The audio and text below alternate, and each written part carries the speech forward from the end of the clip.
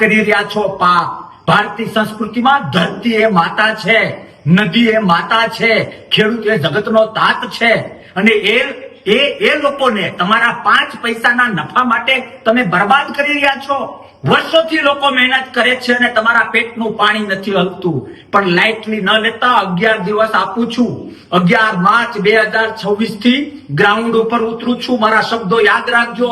ગુજરાતમાં આજ સુધી નહીં થયું હોય એવું આંદોલન થશે. ગુજરાતમાં આજ સુધી નહીં થયો હોય એવો વિરોધ થશે. બે જ રસ્તા, તમારી કંપનીને તાળું અથવા તમારા એ નફાના નશાને નાથવા માટે આ કેમિકલ વાળું પાણી જે ધંધો કરો છો એ બંધ કરો. નદી અને ધરતીમાં નાખવાનું બંધ કરો. એક ખેડૂત પાસે જઈશું, ખેડૂતને જાગૃત કરીશું કે આ દુનિયામાં કોઈને રાઈટ નથી કે ખેડૂતને અને ખેડૂતની નેક્સ્ટ જનરેશનને બરબાદ કરવું.